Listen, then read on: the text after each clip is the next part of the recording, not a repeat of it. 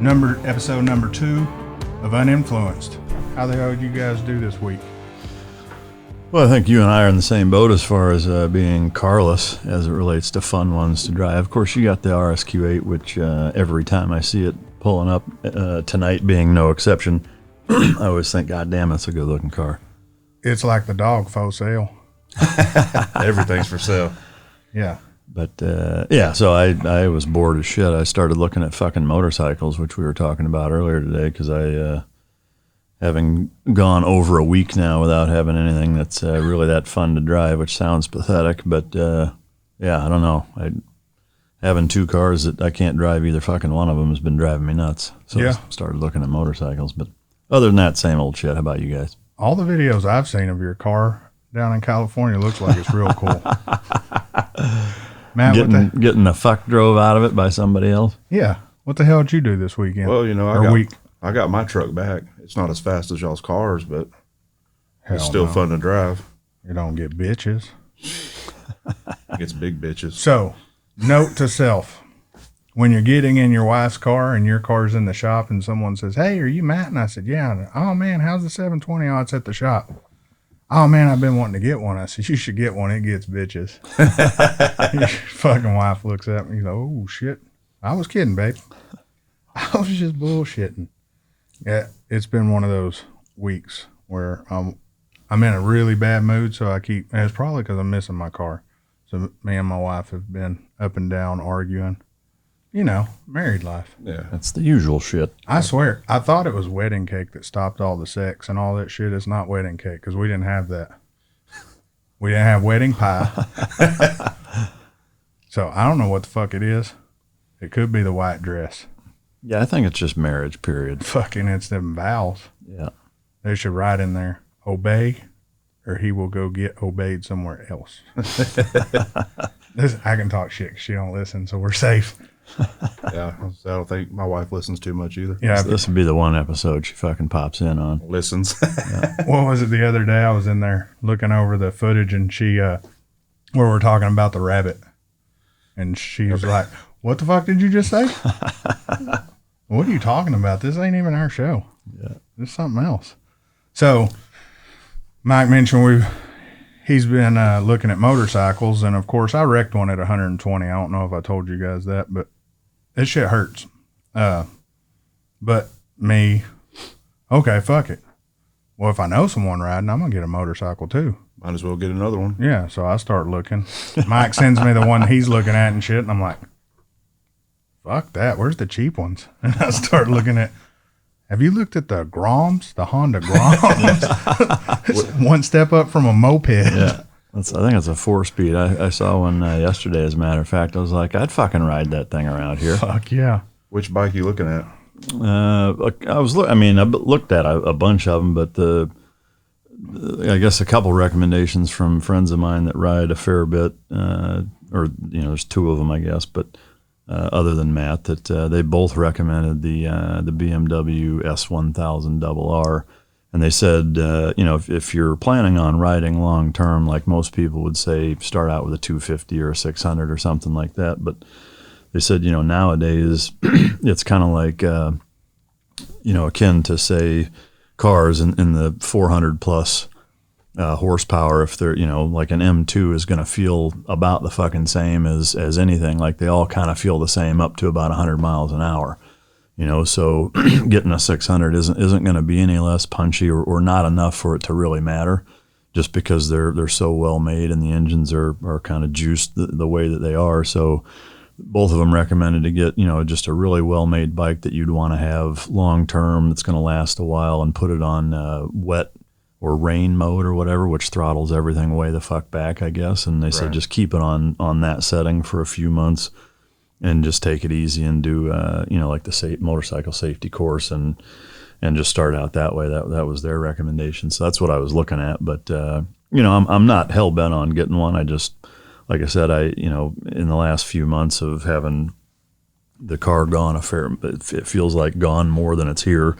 I just kind of wanted to get something to ride and have fun, if a car is gone or whatever, just to not find myself in this fucking position anymore. But so that's really all it was. But Did you look up the stats on that? Stats like just the 0 to 60? Oh, no, I didn't. Fucking 3.1. Oh, really? Yeah. How would that feel to get on something that fat? I'd be on my fucking ass if I even tried to get it at that fucking speed. But I mean, to me, it was more about just riding like around town. I'm not really looking to get fucking nutty on it. I don't have a ton of experience riding motorcycles, so it really more just kind of like the Sunday cruise kind of thing, just riding around fucking enjoying it. But I'm sure, as I get more comfortable, I'll get fucking dumb on it. But yeah, of course. We could definitely get the little, what are they, the Groms? The Groms? We'll definitely get those. Well, see, he tells me that, and I start looking at the bikes that I really know. I'm like, okay, cool. So I message him back. I say, I'm going to need exhaust. I'm going to need a tune. And he's like, whoa. I ain't talking about all that shit. I'm talking about Sunday cruising. Yeah. Well, we go light to light, Sunday cruise. Well, I mean, I guess it stands to reason they have all that shit for cars. I didn't realize that bikes, it's all the same shit. I mean, you can put superchargers and they tune them and fucking exhaust and, put lighter fucking rims on them and shave weight and all that kind of shit. And they do all the same type of stuff. But my shit had, when you honk the horn, it shifted. It had air shifters on it. So I'd honk the horn. Yeah. Up. And then you just kick it down and it went back to one. Shit. Yeah, but we built it to drag racing. It's Yeah. probably why we wrecked at 120.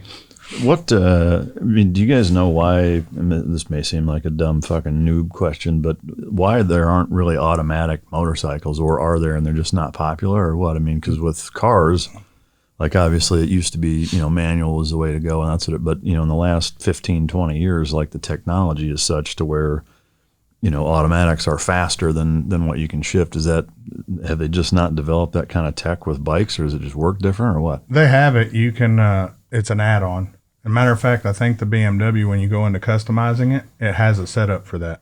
Is there, I mean, there's got to be a reason why most people don't have them that way though, right? I mean, well, when you start riding, I would say probably 85-90% of all people that ride started on dirt bikes and quads. Yeah. And you start with, I mean, all those are for the most part manual, so you're used to the one down, 4 or 5, 6 up, whatever they are right now. Yeah. So they're fun to drive. They're not as big of a pain in the ass. And when you learn how to shift, you don't use the clutch as much as you would think you do. Yeah. Bikes have a weird deal to where it's almost like a dual clutch. If you let off the throttle and you kick up fast enough, you don't need the clutch. Yeah. And you're just popping through the gears.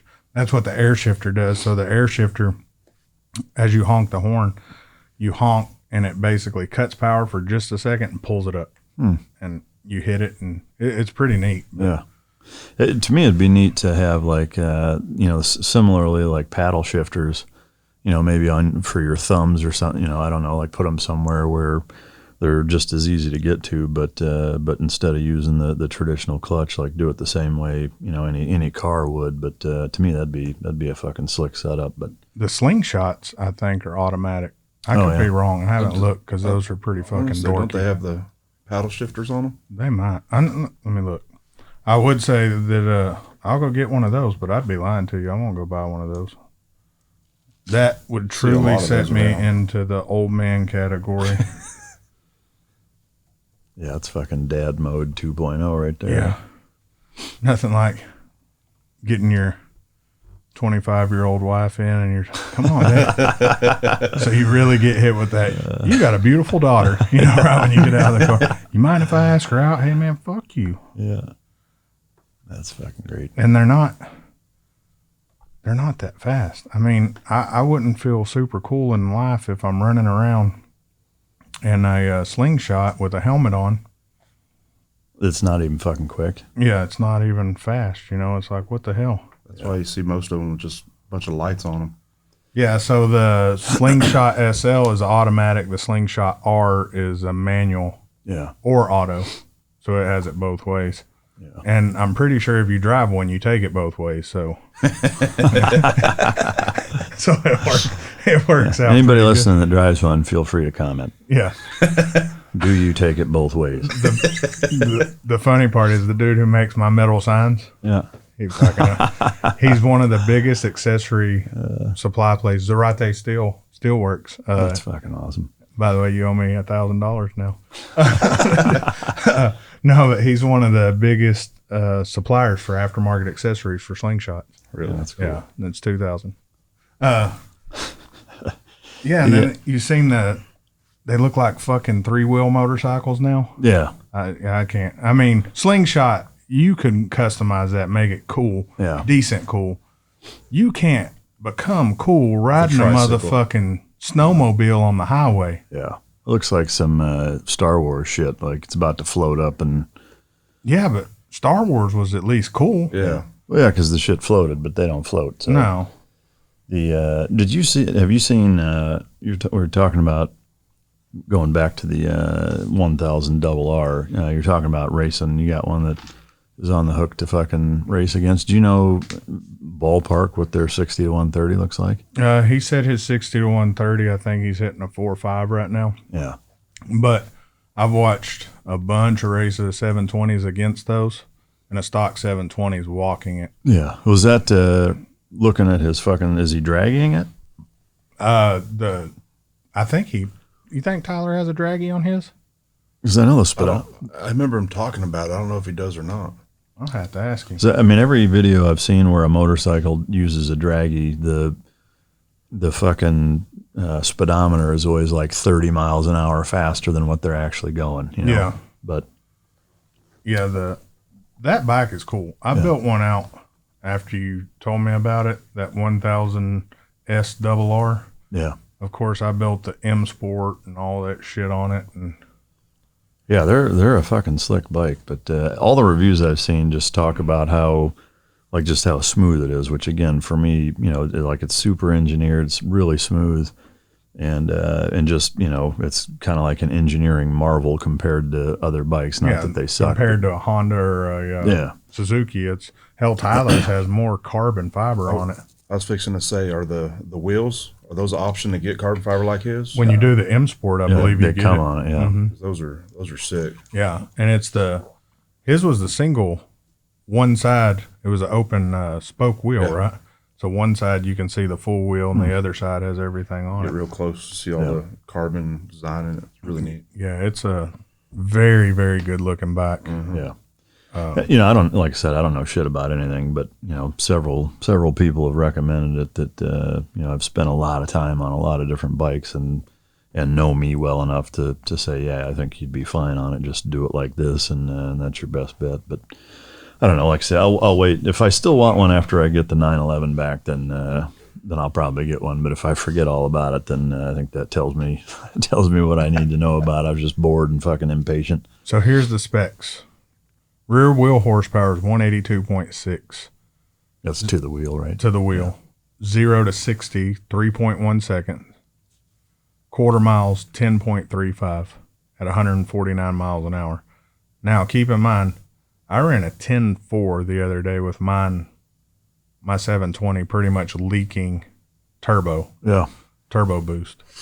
So I did that spinning through first, second, half a third, and still ran a 10.4.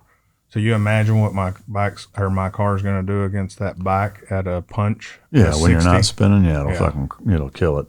I guess the big question is the tuning and all the aftermarket shit on those. Is there as much room to get fucking crazy on bikes as there are on cars, or is it more kind of tweaking a little bit of juice here and there? You can get nitrous, you can get the turbos boosted up. A friend of mine had a twin turbo Hayabusa pushing out. God, I want to say it was like 350 horsepower, and on a bike, that's stupid, Well, I saw that Ninja H2 is supercharged, and it's like 317 fucking horsepower. Yeah. I mean, holy shit. I was looking at that one. I was like, Mike ain't outrunning me on the motorcycle. He might get me in the car, but fuck him. I'm going to outrun his ass on the Fuck bike. him up on a bike. It would take me 10 years to even be comfortable enough to try. I mean, that shit, like I said, I've ridden a bike a handful of times, and it was 20 fucking years ago. I was the same way, and we have pretty much the same personality. I was endoing my first bike within 3 weeks. Like, I'm like, I accidentally hit the front brake too hard, and that bitch nosed up, and my heart stopped, and I was like, oh, shit, that's fun. Again. Now I know how to do it, And I learned how to slide, hit wheelies on the highway. Within 6 months, I was doing some stupid shit. And then my buddy's like, have you thought about drag racing? No, but I am now. Thinking about it now. Fucking exhaust for one. An exhaust like we would get a titanium exhaust is $2,200 full exhaust, header back, you know, and it's no more than the pipe that's on my fucking car that was $12,000 fucking dollars.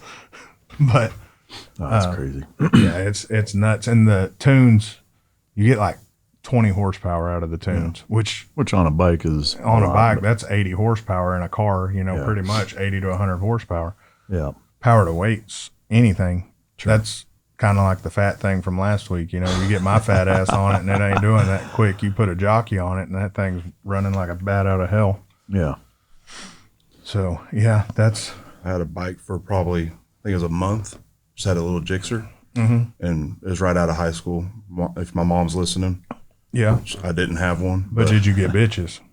Yeah. You know, I hid it from her at a friend's house. I bought it. And then I just kept it at his house. And I'd drive my truck over there and then we'd go ride. And I was acting stupid on it. Dude, there's so many. Say you're not going to ride on it, you know, fast and all this, but you get stupid quick. Dude, there's so many. They call them bike bunnies or whatever it is. Dude, they're freaking everywhere. Stoplights. Let me ride. Your girlfriend, wife can be with you. Let me get a ride. Come on. You look at your wife. You think your helmet will fit her? We're just going to go around the block one time. We're going to go around the block. There happens to be a hotel on the way, charged by the hour. It's crazy. But yeah, they're fun though. They're super fast and it's a different feeling because it's freedom.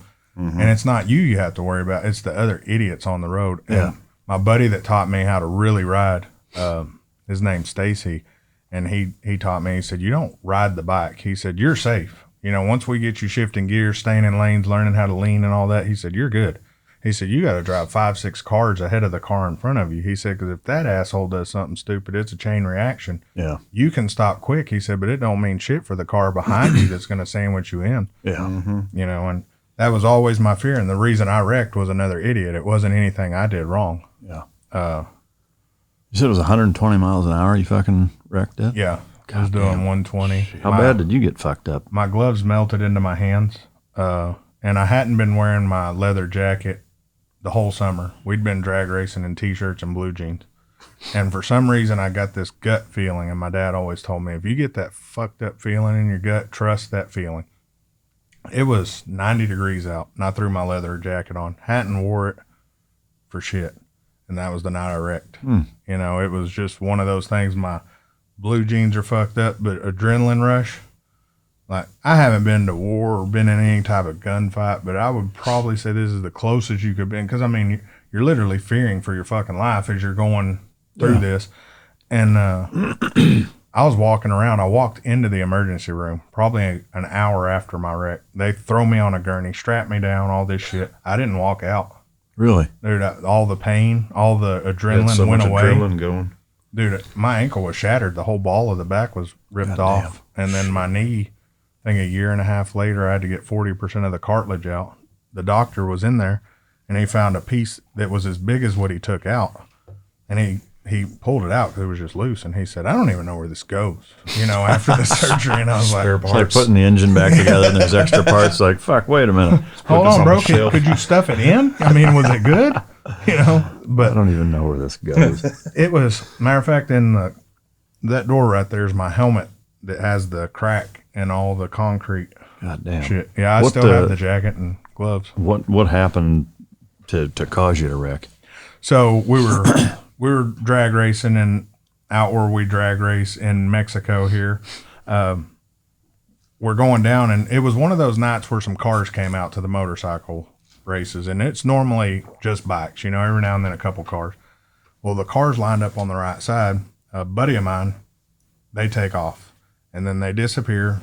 Races over, we think, right? So me and the next guy line up. We get launched. Well, my buddy pulled over in front of the cars at the stop at the end, the finish line. Something happened with his bike. He got it fixed, turned back on, and as we're coming down full throttle, he turns out to turn around. So I T-boned my buddy, and I literally hit right behind his leg, broke his leg. His bike broke in half. It V'd, and my bike broke in half. Like, it went to my shop into pieces. Yeah. And it was, as I was rolling, and I tell the story to a couple people, as I was rolling the way the street was, it was kind of still under construction as far as new buildings. The street was perfect all the way down. I think it was a mile and a half of just clean road. But the street lights weren't all there. And as I'm rolling, I used to wear a mirrored visor.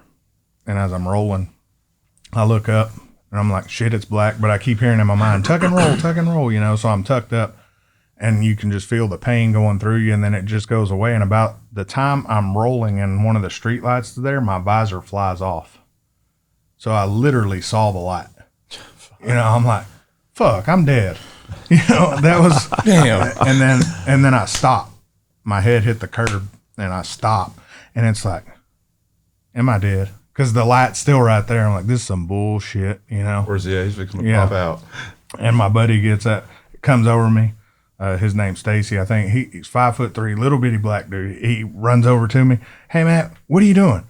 And I'm trying to get up. You know, my adrenaline's pumping. You know, I'm fine. So I go to jump up, and he's 5'3", no more than 130 pounds, and he pushes me to the ground. Lay down, you big motherfucker. We get there, and a buddy of mine pulls up, and he was a constable, and throws me in the truck, takes me to Whataburger. And Whataburger heard about the wreck, and they give me cups to put my hands in because my hands are just, the gloves were melted in. And then go to the shop, unload the bike, go to the emergency room. You know, I'm telling everybody, y'all are bitches. I don't need to go to the emergency room. I'm fine. Like I said, I walked in, but I didn't walk the fuck out. Yeah. It's nuts. Yeah, That is fucking crazy, man. I rode the next week at a buddy of mine's funeral. And that's the one warning I will tell almost anybody is if you start riding in huge groups, I think we would ride, there was 300 of us at some points. Jesus. I mean, Thursday nights and Tuesday nights, it was just a swarm come 11 o'clock going down the highway. This is down in Houston? No, this was up here. Oh, okay. But you would, man, it felt like one of your buddies was dying every week. Yeah. You know, running from the cops, just doing stupid shit, you know. And one time I got pulled over in Mesquite, and the cop said, dude, why the fuck didn't you run? And he said, I clocked you at 120 and when I hit my lights. There were 3 guys behind me, just came to the shop, got their first bikes. They're 17 years old. Never rode before. Now, I had that gut feeling, if I run, these kids run, if one of them wrecked because of me, I ain't going to be able to live with that shit. Yeah. So I pulled over, and the guy was like, why shouldn't I take you to jail? I was like, my daughter's birthday party's tomorrow. help me out. And he was like, are you fucking serious? And I was like, that's the best excuse I got. He was like, well, it's good enough. I was going to get a present. I got a warrant on that because I stuffed it in my wallet. You know, I was like, I'll worry about that shit later. Yeah, I worried about that shit when I went about it. Yeah, when I went to jail for 30 days. Yeah, I found out about it real quick. Yeah, so that's the only warning I have. They're so much fun to ride, though. Yeah. There's no other feeling like it. I mean, it's like being in a supercar. Yeah. So y'all know that feeling. It's supercar's unreal. Yeah. Imagine taking a supercar's power without a shell around you. Oh, it's crazy. You know, and probably the same amount of bitches. Yeah, I don't think I'd want to get sideways though, like we did on a bike. It's pretty fun. I don't know. It's fucking exciting. Believe it or not, it's very easy to do. You can whip the back of the bike around, and people don't realize you don't really steer a bike. You know, you lean with them and shit. You get one going rear, you'll start kicking that front, using it and shit. No, yeah, it's fun, but scary as hell. There were many nights I went home and I'm taking a shit, and it's like scared the shit out of you. Well, you know, you sit there and it's that same adrenaline rush. You know, you always, it's like when you drink coffee or something, it's like, man, I got to shit before I go to bed. But you're sitting there and it's like all the adrenaline went out with everything. And it's like, man, I could have hit a rock tonight in the highway and died. Yeah. You know, it's just like. Yeah. So with the Warrior Dog Foundation, the Buffalo Chip venue at Sturgis has been just fucking phenomenal to that foundation as well as several other military charities. And anyway, so I've been going there every year for the last 6 years. And they do this, like, there's a couple different segments during the week where they have like stunt sport bike drivers, you know, male and female, you know, best trick and fucking dumbest stunt and, you know, all these different types of things and awards and whatever. But like I'm always just, I mean, I've seen it, 5-6 times now, and every time I'm still just baffled at the control that these guys have on their fucking bikes doing some of the shit they're doing with them. Like, it just doesn't even look fucking real, you know? I mean, standing on them when they're sideways spinning around, just crazy shit on them. And I'm just like, dude, I don't even know how you'd fucking think of trying to do something like that. But yeah, it's impressive for shit. And similarly to the cars, I grew up never really giving a fuck about motorcycles either. I'd even take it a step further in that there was a kid, the town wasn't huge where I was from, and there was a kid that was a friend of my brother's that died on it was a Ninja, or I think it was a Ninja, like a 600 Ninja back then. But he had his girlfriend on the back. They both died, and so that was just kind of a slap in the dick a little bit as far as like making me think, dude, holy shit, like this kid died or whatever. In high school it's kind of a bigger deal, and so I never really did it. Plus my second oldest brother, he was into bikes. I rode his a handful of times on some trips home from the Navy, and he was into bikes pretty heavy. But then he got into a bad accident back when he lived with me out in San Diego, when I was still in the SEAL teams as an instructor. He borrowed a buddy of his bike, and they went on this big group ride way the fuck out in East County. And the foot peg was longer than on his bike, and he just wasn't used to it. And so he hung. Yeah, he just was dipping it just a little too low around a corner or a curve, and it hit, and it threw him over the front of the handlebars into oncoming traffic as a fucking pickup truck ran his ass over. Ran over his fucking hips and broke his pelvis, or broke his femur, cracked his pelvis, and just fucked him up. I had to get life flighted to San Diego, and he was in the hospital for like 3 fucking months, and it about fucking killed him. So I've always just kind of thought about that, and have just never really been into them until racing them here lately, and then being bored and thinking, well, fuck, it looks pretty fun being on one. Maybe I'll check into it. But so I don't know. Like I said, I'm not hell bent on getting one, but they sure do look fucking cool and seem like a lot of fun. But, see, I've been looking at what we've been talking about, getting a couple cheaper yet fun sport cars and going tracking. Yeah, like an M2 or a 718. Yeah. And then I saw a GT4, the 718 GT4 yesterday at the mall. Those things, the new ones are fucking slick looking. Yeah. Dude, that bitch was sexy. It was a dark blue. Yeah, I think that was the one, actually. There's only one of them in Dallas, so it probably is the one that I was going to go look at, and it got bought right out from under me. But did it have a buyer tag still on it? I don't know. He was backed up in that private parking right there at the mall. Yeah. It was sexy. I was telling my wife, we were talking about doing this. She was like, that's cool. And I said, it'd be a good for you and Hope and all y'all to learn how to drive, on cars like that. And she said, okay, but my only question is, why are you going to buy some slow fucking cars? Like, bitch. Let me tell you something. Dude, I looked her right in the eyes, and I was like, bitch. You said that? I said it. But, yeah, it was, I think that'd be a blast, man. Load those little lightweight motherfuckers up, take them out to Crescent or whatever. Yeah. Just get a bunch of Miatas, put some big motors in them. Dude, I can't do it. Yeah. No, I can't either. No. To me, an M2 or a fucking 718, I would for sure do. Yeah. But those would be sweet. C6s are fun too, but I don't think they're that track focused as like the M2s. Yeah. The M4 has that. You seen the M4, is it the M4 GT or GTR they have? I haven't. That's a bad bitch, but they're expensive. Yeah. Yeah, that's a bad motherfucker too. I was looking at it. What, in terms of updates, I know we talked about getting into where everybody's at each week. What the hell's going on with the 720? Where are you at on that? It is, oh shit, our guest is here. Fucking stand by. Yeah, stand by, bitches. We got Steve's POV here. His YouTube channel is up, and it will be linked in the description. And Steve, we renamed the channel to Uninfluenced, and the reason we did that is because you influencers are ruining everything. Thanks, man. I'm at the top of the list, I bet. I'm just kidding.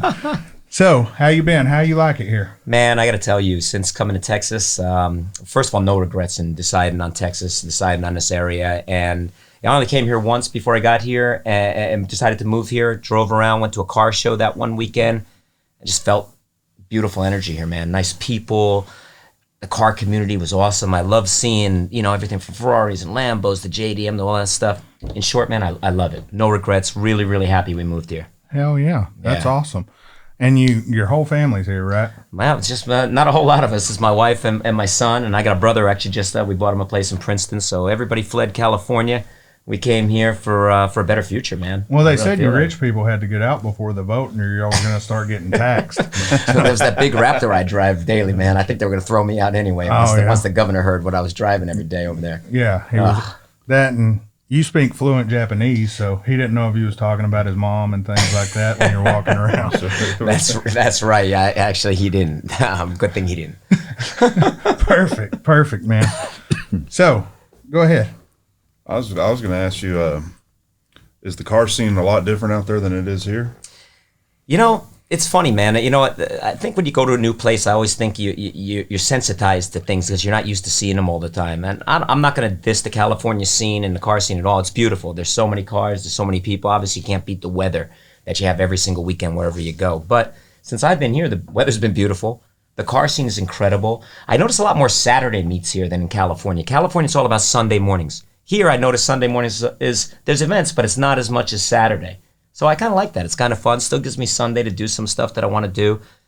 The mix of cars, the quality of cars, the people, it's every bit of California, if not, in some ways, in a Dallas way, even better, man. I mean, I like it. It's fresh for me, and it's exciting, man. Me and my kid have just been loving it, going all kinds of events. Yeah. Would you say, like per capita, that California, there's more cars, per people, or how would you kind of compare the two? I think probably less of a spread. Well, again, California's a huge state too, different than Texas. It seems like things are a little closer together in California in some ways, like, where we would cruise to Malibu on a Sunday morning. It's a 30-minute ride, 35-minute ride. But then again, saying that everything here, unless I come out to Matt's place, then the 30-minute turns into about an hour. But everything's pretty much about 45 minutes or so around here. I don't know. It's different roads, obviously. You're going through canyons. You're going through mountains. You've got these, nice canyons that you have there. Here, obviously, it's a little more flat. But for me, again, it's new. It's fresh. It's exciting. I'm just want to find that one country road out where I am where I can do some donuts, man, without pissing people off. Maybe, Matt, you got to lean on some of those places? Oh, yeah. Shit, out You can do here. them right here in this roundabout. Well, I was going to say, you got some great roads leading up to this place, dude. Man, it's Donut Central right Let me there. make sure my buddy's on duty and we can go do all kinds of hood. I didn't see no tire marks coming in, so I didn't exactly know how to get to your house without the Navy, man. Yeah, my wife walks up to one of my buddies. It's a cop. Hell, your wife was here too. Yeah. Drunk as hell. Right. Still drinking. At the pool all day. Yeah. Hey, we're about to go to the house. I wouldn't jump in the car right now with the cop sitting right there. That's not a good precedent, Probably not. Fucking asshole. So, the car scene's about the same, you're saying, except you're in the Bible Belt, so we all go to church on Sundays. Most people go to church. I don't. Matt, do you? Not very much. Yeah, you probably should. We probably Probably all should. Probably all Especially should. after this episode. I got to tell you don't see a lot of people going to church on Sundays in California, but here, one thing that stood out to me is just the amount of churches, the size of the churches, and you know what? I respect that quite a bit. I think that's a terrific thing, and got no issues with that whatsoever. In fact, I was a little concerned that my Ferrari might annoy people at church on Sunday morning, so I also had to ask a lot of people, "Hey, man, am I allowed to take that thing out on Sunday mornings and blast by some of these roads that got these mega churches?"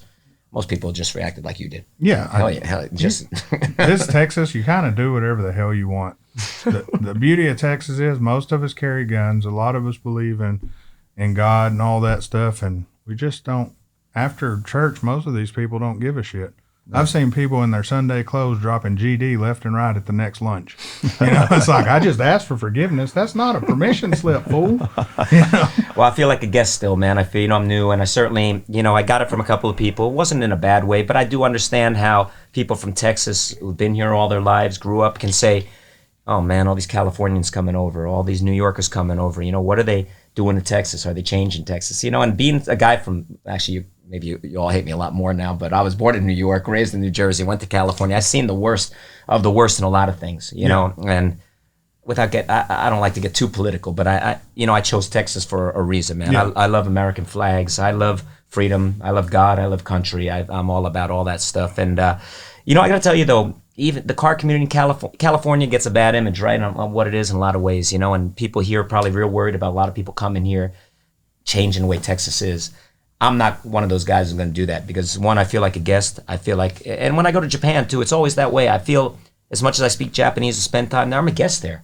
You know what? I want to do my best to fit in and be like Japan. I don't want to be different because I don't look the same. You know, here, I may look like, you know, just another American dude, but I realize things are different here. I really wanted to understand, to see and respect it, respect how people think, and certainly not look to change nothing. But what I think I found here, and in California, guys in the car community are very like-minded, man. They could be in California, they could be in New York. Honestly, I bet you most of the guys that I know in the car community could sit down here and uninfluenced just talk what they like to talk and tell you probably a lot of the things we're all talking and thinking right now, the exact same way, whether they're from the East Coast, West Coast, or whatever. Just good people, bro. Well, that's what brought all of us together. I've known him from the show scene for, 5-6 years now, probably. Yeah. Started And with me and trucks. Mike met, Shit, just a couple months ago. and I mean, Nice. we met, matter of fact, out at Cars and Coffee, South Lake, and nice. we both live 10 minutes apart, and we Isn't that met funny? an hour and 10 minutes away. That's so funny. And the beauty of cars is the community's all the same. I tell people all the time, lowriders aren't my thing. Right. And they'll, oh, so you don't like them? No, that's not the thing. I don't want to own one, but I can respect the work, the quality, and everything that went into building that car, you know, and it's, Yep. I'm that way from a lowrider to the kid trying to build his car from, you know, a piece of junk him and his dad got together to Yep. putting in the work to, you see it in 5 years, and that piece of junk's now Yep. a work of art, you know. Every car guy, almost every car guy likes that. There are some of the guys, I would say all over the country, that they get the fancy car and they don't give a shit about what it takes to build that car. They couldn't tell you anything about the mechanics of that car, but Yep. most car guys know something about cars in some way. You know, you're right, man, and I always, that's what my channel's about too. You know, I know some people like Ferrari, some people, I like all kinds of cars. I like the person who's been, you know, in Japan sometimes I go to, you know, all these big meets and there's Lamborghinis like crazy and Ferraris like crazy. I like going up and talking to the guy who works in the convenience store, a part-time job. He's got an old Silvia that's beat up, rusted out. He's cutting fenders himself. He's putting over fenders on it. He's lowering himself, doing it with the money he's making, working a part-time job in that. When he go up and, you don't even got to say nothing. You don't even have to speak Japanese. Just go up and, you know, my thing's thumbs up. That's what I do. You give a guy a thumbs up and a smile. You change somebody's entire life, you know, and really like, wow, you know, somebody understood or recognized what I'm doing. Here, too, I see it. You know, and that's why I'll park my car, whatever I'm driving. I don't care about parking next to, you know, hey, all the supercars are up here. You know, that's cool. I'll go talk to those guys. They're not going nowhere. Yeah. I want to talk to these guys, man. I like these guys. I see what they're doing. They're sweating. They're working hard. They're not, you know, maybe they don't got a lot of money, but their love is that car. And I would say it like this, right? I mean, this is uninfluenced, so we can curse on You here. can say whatever the fuck you want. If we all wanted to fuck blonde women with big tits, we'd all be chasing after us. A very selection, a small group. Good thing there's guys like brunettes, there's guys like fat girls, thin girls, big boobs, small boobs. Thank God, in the car community, it's the same thing too. Thank God you got an idiot like me who'll cut up a Ferrari and go and put LED lights all over it, right? Because that's good. It's needed, man. You That's need the beauty variety of it, though. Yeah, you have variety. You're not scared, you know. Me and Mike do the same thing. You do the same thing with your truck and things like that. I mean, I don't want anything that mine might look like somebody's right now, but it don't run like somebody's. Right. Mike's is the same thing. You know, yours is the same thing. Yeah. You do stuff. Heck, my Audi was wrapped. TJ Hunt actually has it now, but it was wrapped. Oh, camo, yeah, I know that. You know, and it was, you got to be different. Heck, we went to Target today, and my wife's asking for thumbtacks or extension cords or some shit. And the guy tells her nice as hell, and he looks. He said, "Oh, you're Matt, right?" And I said, "Yeah, what's up, dude?" "Oh, man, remember we met at a gas station one time? You may not remember." I said, "No, you drive it was a Scat Pack. We met at Shell." "You remember that?" And I was like, "Well, yeah, man. You know, if I sit down and talk to you, I might not remember your name, but I remember faces. Like my wife's been introduced to the same people like 5 times, so I can get their name again." You know? But I like car people because, like you said, that the people who work for it and really want to be in cars, they're busting their ass. I myself didn't pay a light bill to get a steering wheel before. You know, it's like I don't think they'll shut it off. Maybe they'll give me some grace period. Maybe I can tell them I got fired. Maybe they'll forget. Fuck it. Let's see what happens. Order my steering wheel. I was at a car show that next weekend. But Power off. Yeah, power off. I mean, we stayed at a hotel. They had great power. Nice. So, cars. Oh, speaking of country, Mike over here, he served our country. Thank you. Allegedly. Well, he was a My porn pleasure. star. Oh, Yeah. hey, well, there's It was a USO tour. Yeah. So, on your channel, you brought up your channel. I do want to mention one thing about your channel, and I texted you about this the other day. I like to research, but I don't like to research too much. I don't want to get in there and just, like when I interviewed Mike for my channel, I was like, shit, this dude, he trained the Call of Duty dog, now he's my fucking hero. Not that he has cool cars or anything. He trained a video game dog. But I don't like to get too involved into it. So we have real shit to talk about, and I'm Sure. as surprised. But I came across something on your channel. Wasn't car related at all. So, Japanese salaryman versus American salesman. Yeah, man, that was almost the start of those were my first big videos on the channel. It wasn't even car related stuff, despite the fact that I started a car channel. But I would see all these differences, man, in between Japanese, the way they work, and living in Japan, seeing that, and then Americans and how we're a little more kick back, laid back. And I just thought, man, what would be a nice way to kind of highlight the differences in the cultures in a business setting. And I just one day said, you know what, it'll kind of be easy to sit at my desk. I'll pretend to be an American on this side and a Japanese on this side, and I'll just play against each other, and came up with these little parody type situations that are weird kind of strange little office situations that you might see in Japan or America. And just did them, and they blew up, man. They went crazy in Japan. People started watching them.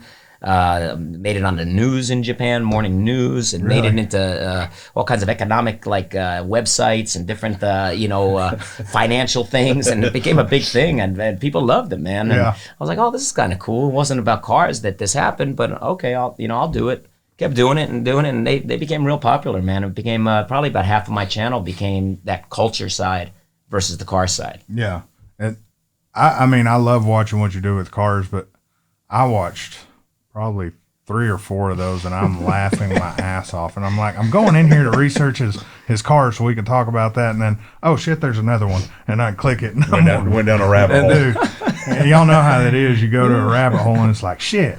Wonder if any of these are on Pornhub. Shot over there. You just never know. You never know. So that one had me rolling watching those, and I'm gonna put some of the links up in the description. Did you get the differences? Did you see the? Y'all got to take some time and go watch check those. it out. I should check that out I tomorrow. should have been a better person and sent them to y'all, but I was like, nah, fuck them. I'm gonna keep this for myself. But it was so cool, the differences you showed. It was like, holy shit, it can't be that big. But let's face it, Americans, we're fucking lazy.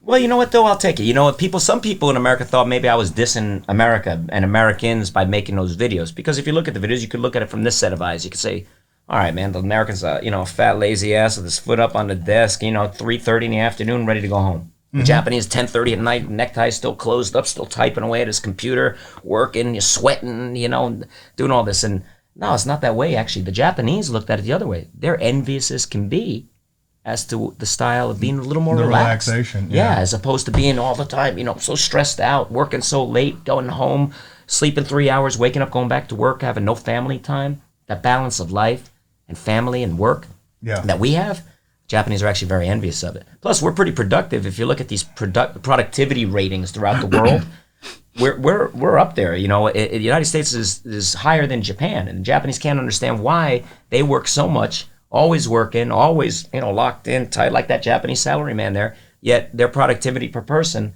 is lower than ours, at least according to these worldwide reports. Honestly, I don't understand it either, to be honest, because I go to Japan and I see how people work. Everything is very efficient.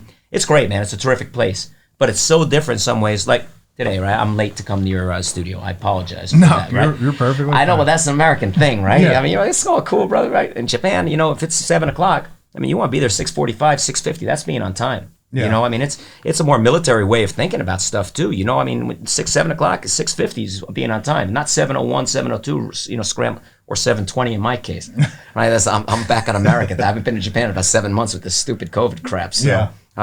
But those differences, and now I start to see even differences between California things and Texas things. I like that. You know, it's different food, barbecue, something as simple as that. You know, Sunday mornings, you know, the amount of church and stuff here versus that. These are interesting things. I may not make funny videos about them, but the stuff that I see and I like, and different architecture, the style of the house. Did you notice our Chick-fil-A's open on Sunday? No, I did not notice that. I'm fucking with you. They're not. Damn, I wanted a chicken sandwich Sunday night. I have to stop at that other joint down the street. Yeah, Whataburger.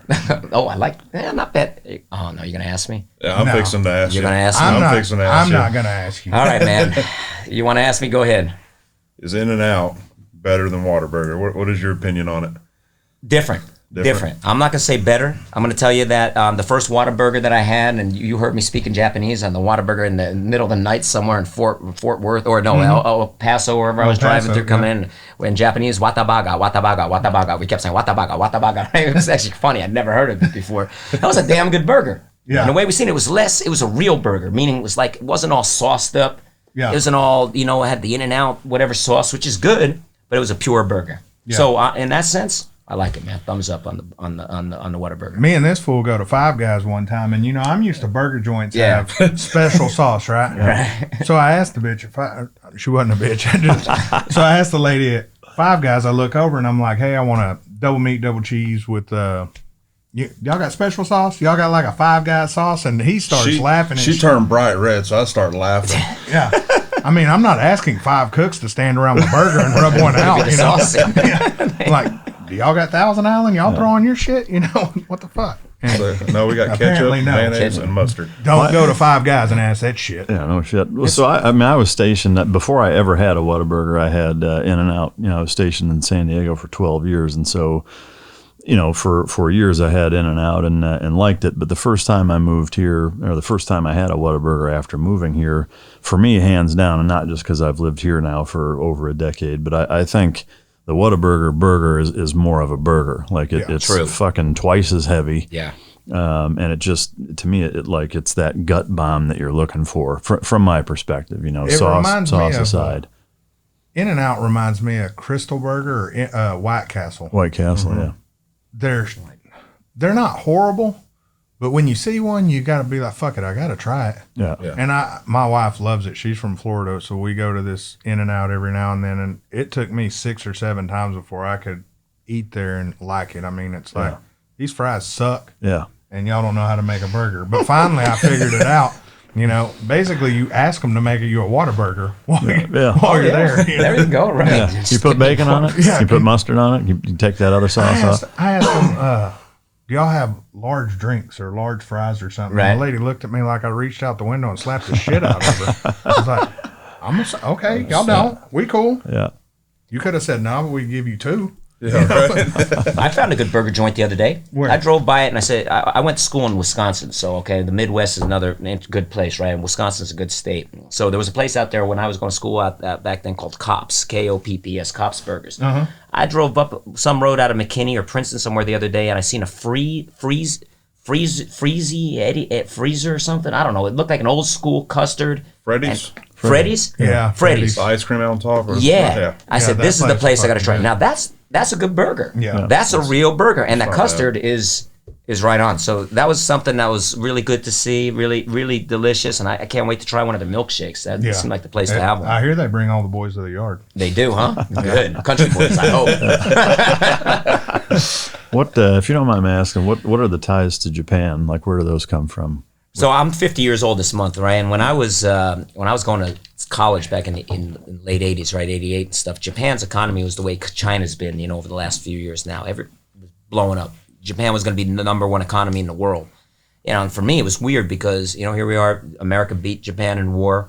It was only 40, 50 years before that. This country was devastated, right? And they rebuilt. And all of a sudden, people are talking about Japan becoming the number 1 economy in the world, taking over the United States. Kind of like how they talk about China and stuff now, right? And I said, wow, that's fascinating, man. We started studying a little bit about the culture. And in business school back then, they were teaching you about how group work theory, you know, working together in groups. We're very individual people, right? We do a lot of stuff ourselves. In Japan, they do things in groups with limited resources and all these just-in-time inventory methods that they have. Bringing stuff in Toyota, bringing stuff right on time to get it into the car that's being produced right at that moment because they got no room to store stuff. It was fascinating how things work. Mm-hmm. I started studying the language. I said, This is my route to making money. I wanted to make money back then. I still want to make money now. Yeah. That's stupid choosing YouTube, huh? Yeah. What an idiot I became over these years. But back then, Japan was hot, and that's what led me to it. And I became fascinated with the culture and got over there, started seeing the cars, started seeing just so much difference from what I'd grown up, knowing, and different ways of working with people, different respect levels for different people in society. And it was amazing to me, man. Is there much of a car scene in Japan? It's huge. It's the same way it is here? Or? It's very different than here in a lot of ways. It's not as, I would say it's not as open. There's certainly not as many big events like this. And Japan's a very small, packed country. Space is real tight. It's real expensive. You can't buy a car unless you have a proper size spot to fit the car. And if you can't prove that, you can't buy the car and you can't register the car. There's a lot of rules. It's very, very expensive. Gasoline's real expensive. Tolls are real expensive. Space is real tight. You spend a lot of time in traffic. So if you like those V12 Aventadors, 12 of them sitting in a traffic jam, it's 25 miles long, just overheating each other, all that hot smoke coming in. That's basically what you get in Japan a lot. But it's a great place, man, and there's a great car scene. You get little groups, it's a little more groupy, the Lambo guys, and I guess we have that here too. But it's everywhere. You're right, it's everywhere. It's people. People who are like-minded, feel comfortable and sticking together. What I mean? I think that's just a common thing in anything, anywhere. But it's a unique scene. Yeah. It's a fascinating scene. And if you're not used to seeing it, like I have videos that I know you've seen and going back that show it, that there's a real purist crowd. There's real purists. And then there's the guys, Japan has a saying, right? You probably heard it before. The nail that sticks out gets hammered back down. Basically, everybody's the same. You go to work the same way, you dress the same way. Many things are very standardized. And then you get these guys who say, fuck that. We're not going to be like everybody else. We want to be different. And those are the guys who put the LED lights on the Lamborghinis and straight pipe them and just obnoxious wheels and everything else. If you're a purist, you're going to throw up when you see these cars. But that's their style. And they're like, we're not going to fit in. We want to be different. And you have that group of guys.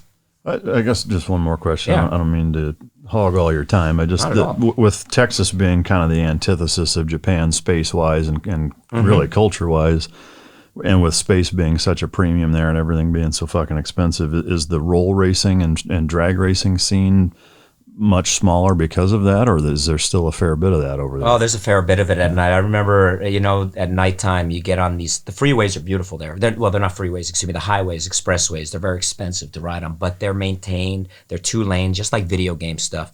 And at night people get out and smash on those expressways. And then down in a lot of industrial areas at night when they empty out, like ports and areas like that, you'll get guys go crazy. I've been out to a bunch of those scenes at night, whether they're motorcycle guys, drift guys who've set up, down in industrial areas, and you hear them at night. You just hear them echoing all over the city. That's awesome. Cool. So it's a pretty cool scene, man. If you haven't seen it or been around it, it's definitely different than here. Yeah. But they're out having fun at night. That's cool. Yeah, that's awesome. Yep. Hell yeah. I want to get back to the car scene with the lights. There's lights on everything out there, isn't there? Yeah, man. Asia's into Nuts. lights. Japan's into lights. Japanese have, every buildings, cities, everything. But lights are all part of everything. LEDs are part of everything. So when guys start putting them on cars, I got to tell you first, I didn't like it. I thought it was a little weird. I thought it was a little strange, but it grew on me, man. It grew on me. I said, you know what? These guys got balls to do what they're doing, you know what I mean? And they're spending, it's like just in lights. They ain't to buy some cheap, LED lights somewhere. I mean, they're going to Harbor Freight and getting it. They're spending $30,000-$40,000 in some cases just to put lights on the cars with controllers and everything else. Light shows, and and then they're cutting the cars up, Liberty Walk, certainly. But that's a whole cultural thing in Japan. The young kids way back in the 60s and 70s, guys who are now 50, like my age, who grew up in the 70s and 80s and stuff too, they took their old cars, they wanted to modify them, they wanted to widen them, they wanted to do that. How do you do it? Well, the easy way to do it is just cut the freaking fender off, right? Get a piece of aluminum and get some rivets and just rivet that crap on in the shape that it is, widen that thing out. Now you got a wide-bodied car and, your stance side, you can go out and you can drift, you can do all the stuff that they wanted to do back in the day when they had no money. Now, those guys who had no money back then got money now. There's still a bunch of big kids, right, with money now, but now it's about different cars. Of course, the classic cars, that they grew up with, the Skylines and stuff like I got some of those old cars, but why not take it into a Ferrari, a Lambo, and their attitude is, what the fuck? It's just a car, right? So people can't get that here. A lot of people, I'm not saying Texas here, I'm saying just a lot of people in general, like Lamborghini purists or Ferrari purists, cannot understand why you'd cut a car up. I'd cut a Ferrari 458 up before I cut up, let's say, I don't know, something that's real super rare or unique. Maybe that's a real, I don't know, one of one, you know, like a Miura might be a little hard to cut up. You know what I mean? I mean, that might be a little harder to do, but an Aventador or a Ferrari, I mean, they're mass producers, you know, more of them around than there are some of these other cars. So do it, man. It's your car. You like what you know, you like what your style, do what you like is what I say to people. At the end of the day, it's your money. So, I mean, I don't care if you have a one-of-one car and you go hack that bitch up. At the end of the day, it was your money that cut that car up. Right. Your money bought that car. Right. You know, unless you're one of those guys that's leasing your dream, you know, who lease these supercars and then you go cut that shit up. You probably don't want to be at that. I'd like to have a camera at that lease return meeting when they bring it back into the dealership, though, huh? No, that's where if you're a smart lease person, your ass is on DuPont registry a year before your lease is up, talking about car for sale. Exactly. Get out of this lease before I got to sell this bitch quick. Well, listen, man. I mean, this is, again, it goes back to, you like to talk about porn. I say, you know, you got a hot bitch and you want to put some boobs on her. You want to fill that butt up with some silicone and do whatever. You got to deal with the consequences after, man. Yeah. People are going to. I had that with my ex and I had to get rid of her. We had a lot of bad parts. You invested. Should have put that money into the car, man. Yeah, exactly. Should have cut that thing up and gone wide body right there. Oh, I went wide body.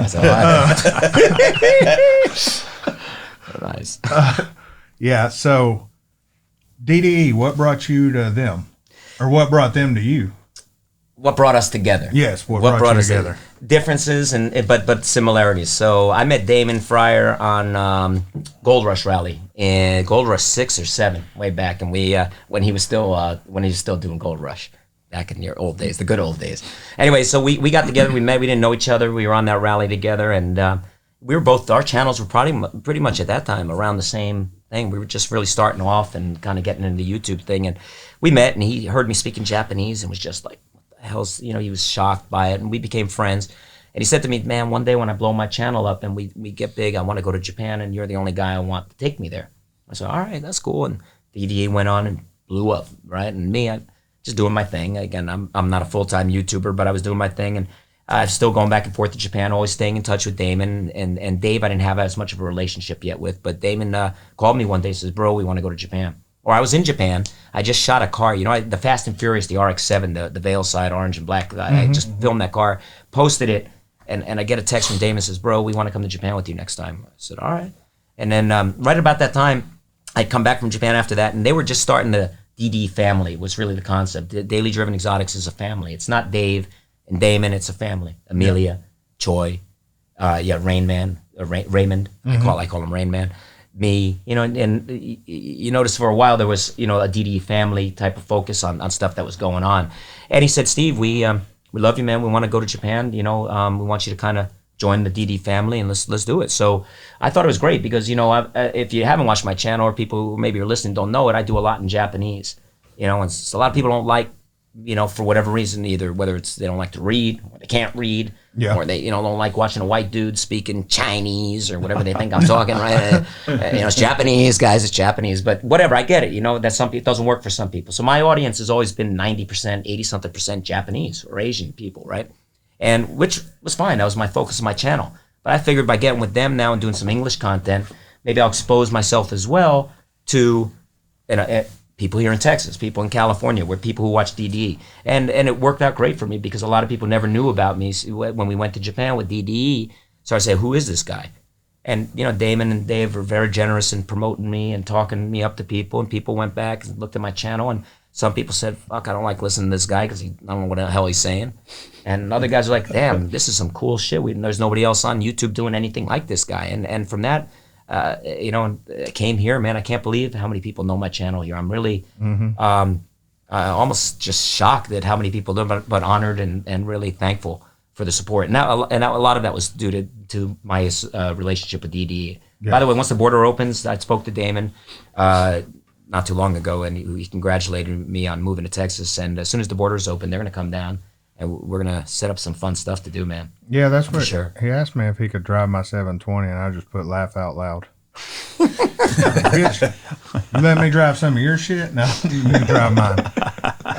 Did you tell him? You told him Steve was allowed to drive your 720? I'll let you drive it. That's my thing. And hell, Max drove it. It's to me, it is just a car. And that's why I love taking when kids ask, "Hey, can I get in your car?" You know, and it's like so many people have told them, "Don't touch that car." Right. It's like, fuck, it's a car. I can have it waxed. I mean, unless you're over there with a rake, you know, don't touch the car. I don't give a shit. Or that dog with that 25-pound tail. Those dogs are slapping. They just come in all ears. Bang, bang. It's like a body guy just showed up and smacking the car. So keep that. Oh, not that dog. I don't mind Wally though. That bulldog Wally. Yeah. He's all right. He don't have a tail, right? Yeah, he don't have a tail. He's good. Well, he runs straight into a door panel though. You're in big trouble, man. You got a lot of body damage. I had one of them, and that's what she loved to do. She would run and try to tackle you. Right. Oh, you imagine her fucking 60 pounds of muscle just fucking flopping in. Side of your car. Yeah, because it's like they almost die once they start diving. Like all their heart is gone, and they just plop into whatever the fuck they're going towards. Yeah. There was it wasn't a client of mine, but it was a guy in the car scene, the dog scene that had a 911 Turbo S that he left he got a Malinois and left it in the garage with the car, and the dog ate the fucking fender. Like it had just teeth marks fucking all around the wheel and just completely fucked it up. God. They put a video out on that, didn't they? Yeah, I saw that shit. It's nuts. Yeah. But so, Steve. Yes, sir. I try to ask people that are coming, "Hey, what do you drink? What do you need?" I'm going to the store.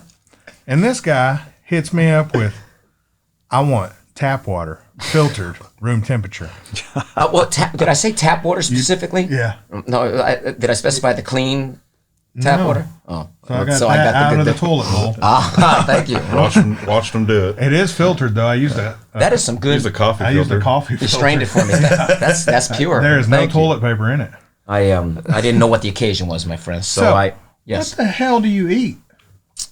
I'm a light eater. I'm a very light eater. I like. I learned in Japan you can eat a lot of food, but you gotta eat a lot of variety of food in order to stay thin, man. I mean, you boys in Texas are a lot bigger than they grown, at least where I came from. Tell me you fuck up some Wagyu when you go there, though, right? Please tell me you fucking hit that shit. I do hit it, of course. But and what it is everything in Japan. I watch people. Here's a funny Japanese American difference, right? In Japan, sushi. You go to a sushi place here. I've seen people get angry because they say, "Man, there's that much rice. There's only that much fish on top." Right? So people say, "Fuck, I'm paying all this money for the sushi. I want a big motherfucker, right?" No, it's not about that. It's about balance, right? Yeah. It's about that piece of meat, about how it melts in your mouth. Yeah. So it ain't about how much you eat, or quantity. It's about the quality, and then about mixing up a lot of. But yeah, Japanese food is great. I find you eat a lot of different colors of food. You digest it better. Drink a lot of water. Yeah. Stay away from Coke. I don't drink a lot of beer. Hold on, liquid Coke or powder? Well, I'm 50 years old and a dad now. I'm a role model as well for the young. I've never been to Japan, but I've been to Hawaii. And Hawaii, I would say Hawaii's culture is probably 50-50. When you go over there, it's 50% American, 50% Japanese. And me and my wife, after our wedding, we go to this nice hotel, and they had the best sushi restaurant on all the islands was in this place, and we love sushi.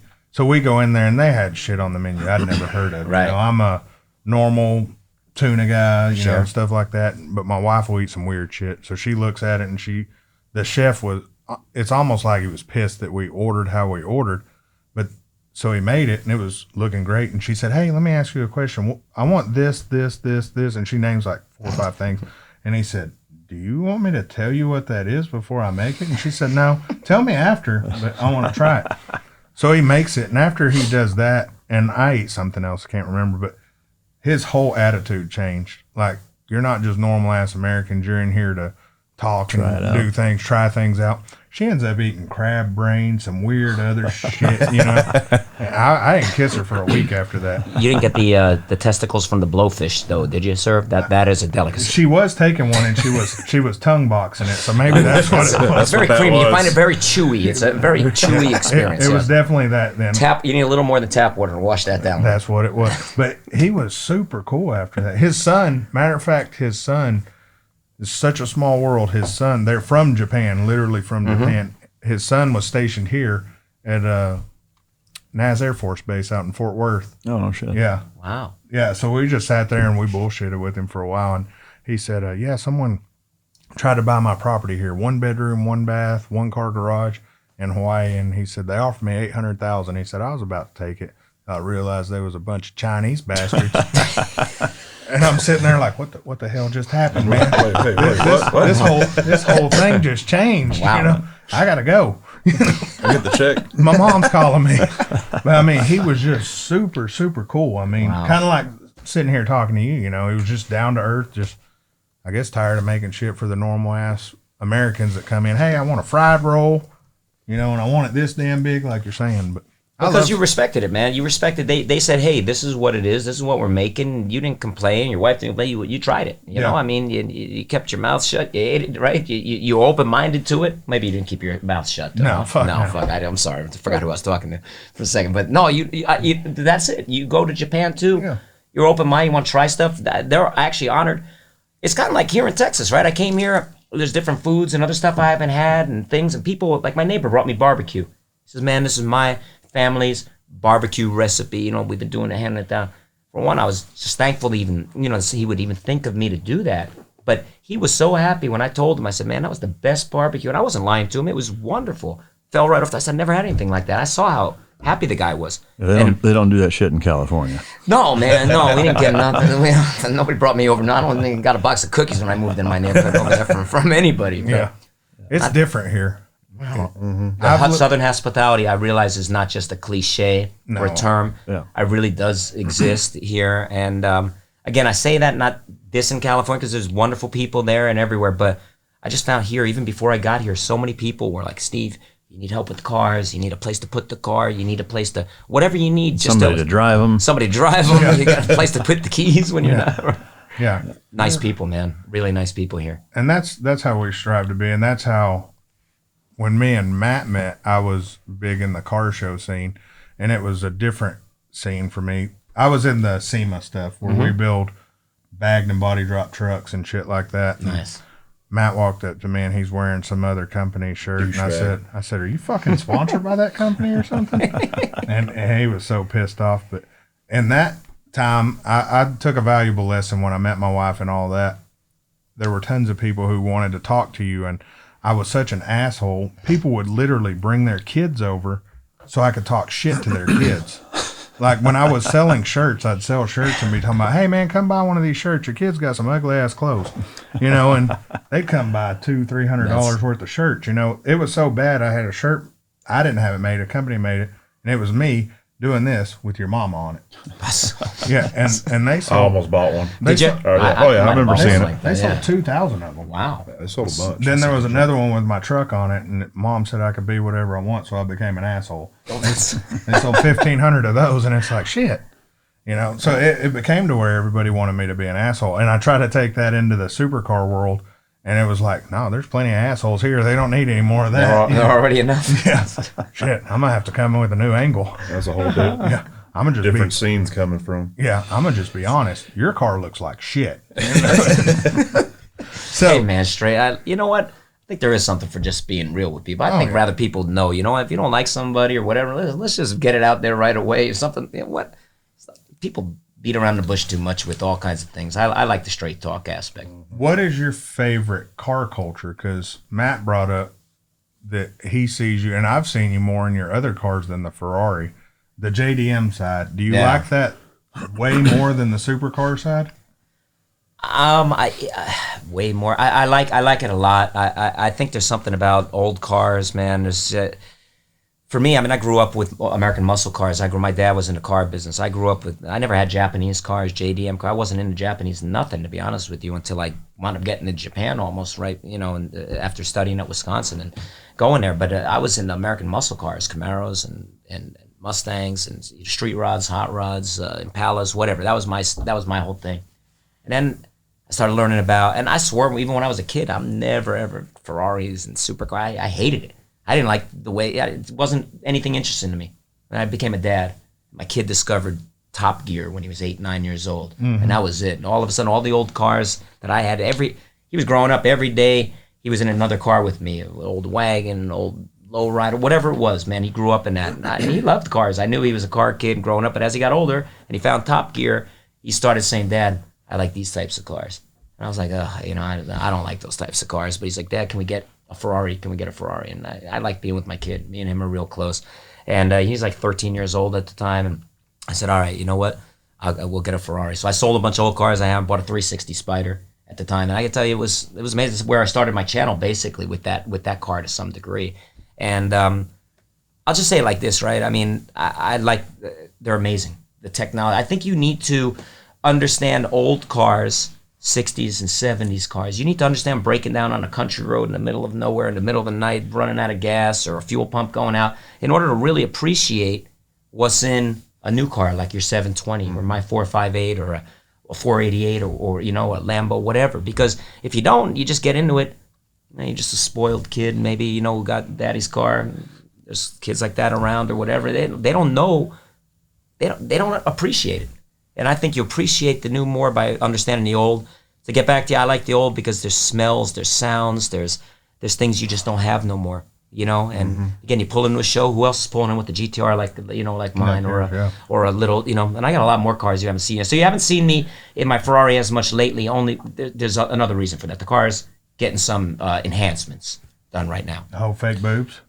Sort of. It's kind of hearing you describe that. It's kind of like the Beatles on vinyl versus everything digitally remastered. That great example, bro. Yeah. Great example. Right? There's something about the crackliness. There's something about, I don't know, if you listen to old jazz or you listen to old big band stuff, and a little corny side of me. I like that, but it sounds better when you listen to Glenn Miller and there's static on something. And it's that smell, and you can never explain the smell of an old car. And I think every old car, whether it's a JDM, a Camaro, it don't matter.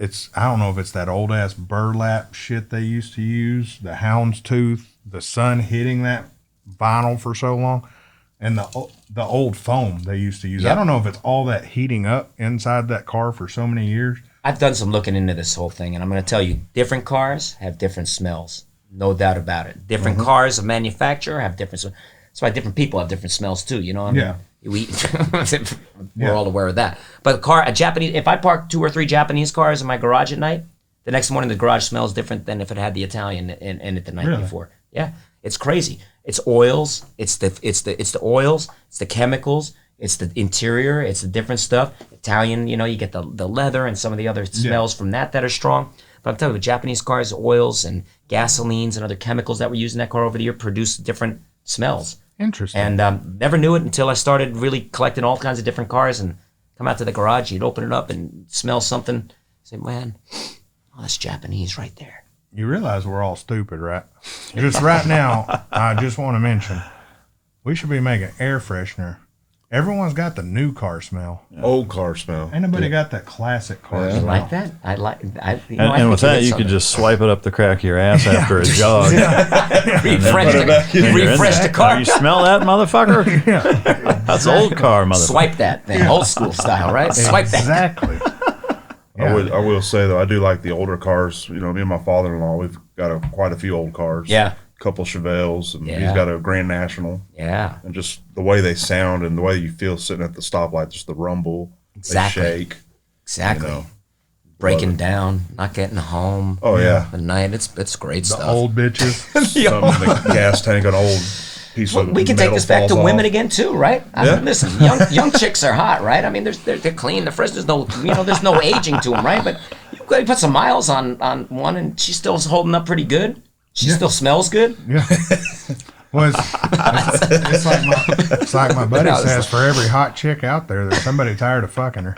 Yeah. That's well, but I think that the point is right. We listen. Things age. What do they say? Gracefully, or they say, what is it? There's some saying about that. But you know what? Something about the old cars, man. Matthew McConaughey said it best. That's what did why he he say? liked those high school girls, because he gets older and they stay the same age. Oh yeah. Well, I think, cars, just like, women or just people, period, is that if you take care of them properly, then yeah, they do. Like That's it. they, That's Don't it. go to eat with Mike. they Eat keep some bullshit. You're right, man. No, that is true. Good food, good oil, good gas. You eat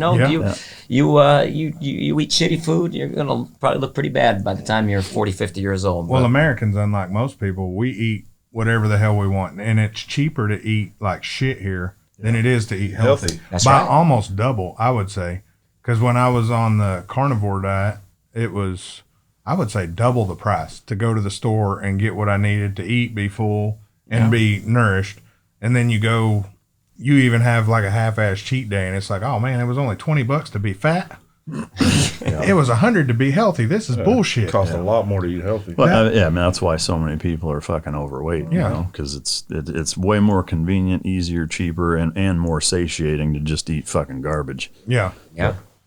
Exactly. Yeah. The first time I went out, I think I walked into his house the first time, and he's like, "Hey man, can I get you a snack, a yogurt or something?" Fuck that. I'm going home.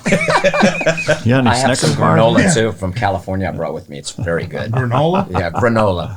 GRANOLA. The granola. Fruits and nuts. Bougie ass California. people. That sounds like something my wife Yeah. would eat or some shit. Sounds like I need to look that up, and they owe us $1,000 now. Right? So, something else I've noticed about Steve. I've lived in Dallas since I was 15, 16, maybe I was 12. Shit, I can't remember. It's been a long time I've lived in Dallas. And I've been going to events now almost a year, I would say, the supercar events. And Steve walks up to me last week, and he's like, "Hey, Matt, have you met this guy?" "Nope, never met him." "You got to meet him. Come over here." So Steve introduces me to 3 people that I didn't know shit about them. And he's like, "Oh, yeah, man, I met them. Great people." And I'm like, damn, Steve's introducing me to people in Texas. That's not how this shit works. I should be walking his ass around. "Hey, man, have you met so-and-so?" This guy? Yeah. So if you hang out, I'll introduce you to my mailman. I don't remember his name, but He'll be here in a little bit. Good. and the Amazon guy, he comes every day. The Amazon guy's Nice. here every fucking day. I like putting people together, man. I like doing that. That's how me and him met, through a buddy of ours named Jonathan. You could let him meet your neighbor. Oh, fuck that. Is that the guy in the garage when I came Dude, up? this lady, right? Yeah. I don't know which way you're pointing, but Long story. She knocks on my door one day and asks, will I put cameras facing her house with microphones so she can see her stalker coming in? I'm like, hold up.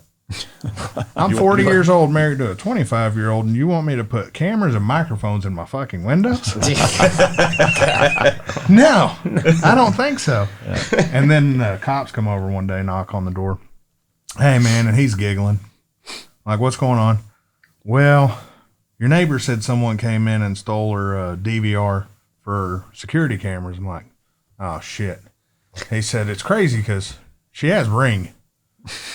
They done stole the cloud. "So did you see anybody running around with the fucking cloud?" I said, "No."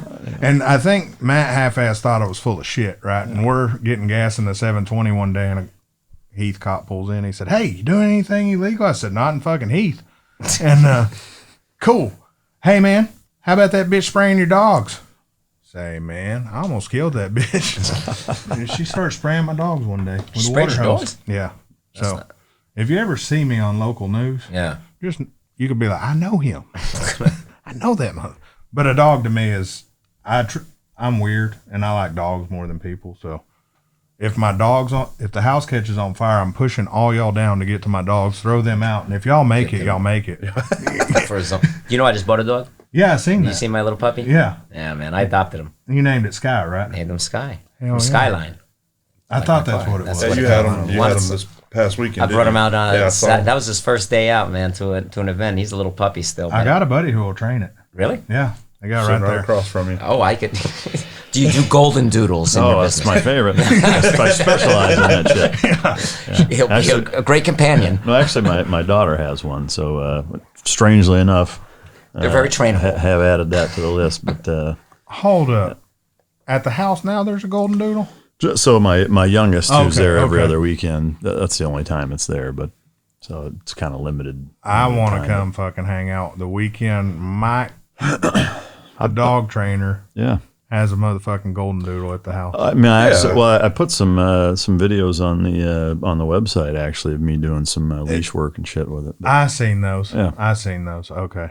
yeah, so The leash work with my dog isn't going very well yet at 10 weeks. I can tell you, he likes to chew the hell out of that leash. And he likes to chew the hell out of my legs, my socks, my everything else. But we're going to train him good. yeah, I no, believe- the leash is the key with that for sure. I mean, not to get too far in the weeds on dog stuff, but it is just using the leash to control the dog at really any age, but especially at that age.